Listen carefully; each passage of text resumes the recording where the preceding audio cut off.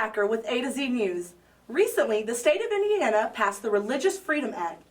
This same act is currently on hold in the state of Georgia.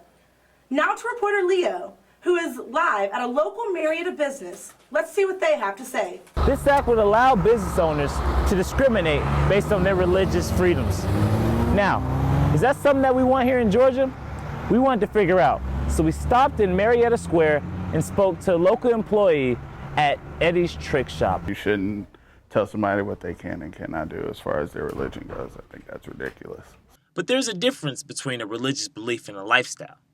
The difference is only one of those is supported under the Religious Freedom Act. If you discriminate against people like that, then it'll cut on business. I mean, we sell to so many different people. Our customer base is so diverse. It'd be insane to actually restrict that.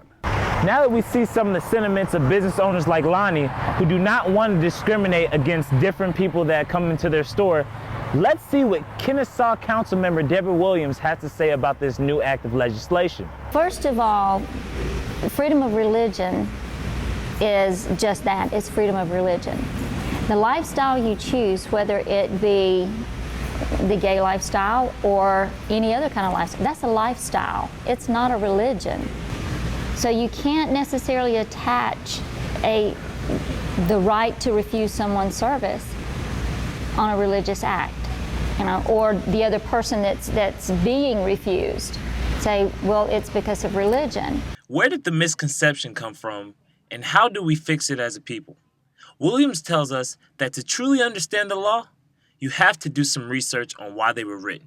It came basically because the government was going into the Native American reservations and laying roads onto what were their religious sacred lands that they held ceremonies on. Thank you, Deborah Williams, for your input. I'm Leo with A to Z News. Back to you, Brittany. Thank you, Leo. To learn more about the Religious Freedom Restoration Act, visit www.rfra.com. Coming up, is medical marijuana safer than the current pharmaceutical drugs? A conversation with a Georgia resident who says that her son suffers from seizures and she wants to get him the help that he needs. Let's be honest. Tell me the truth. Are you looking for reading glasses that represent your personal style? Of course you are. At Premier Visions, we stock over 1,000 unique glasses to fit your style. From mild to wild, conservative to trendy, you're bound to find what you're looking for. How about you come to Premier Visions, find a pair for anywhere in any style today. Don't let your glasses define you. You define your glasses. Currently, medical marijuana is offered in Washington State, Colorado, and California. But what's next for Georgia? Reporter Leo is back with Georgia resident Jennifer Booker, who says that she hopes her son can get some relief through medical marijuana. Now to you, Leo. Thank you, Brittany. I guess the question of the day is whether marijuana's medical or economic benefit can outweigh the negative stigmatism that this substance has had in the past. Today, I'm here at Keystone Hospital, where I cannot interview a doctor nor a pharmacist today, but we can gain some insight through our other sources. Please, come take a look at what we've got. Jen Booker's son, who is 9 years old, has been suffering from strokes for several months now. He has had several strokes while in school and has now been put into homeschool. Jen Booker is just one of the many parents who have witnessed their children suffering from strokes. So Sean began having seizures out of the blue. He's 9 years old.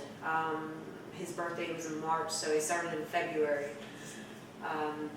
Began having seizures out of the blue, and he ended up having, within 2 months, a minimum of 22 seizures before the 2-month mark was up.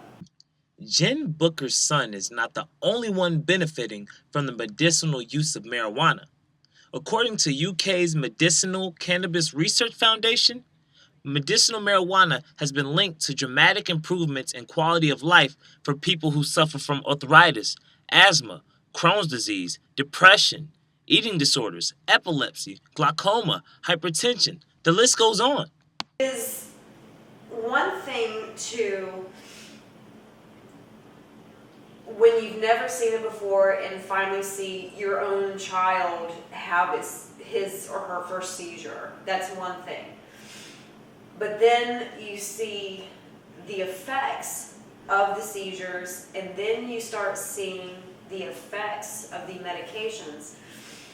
And then you kind of you really have to keep impeccable notes on what's going on with your child when it's happening.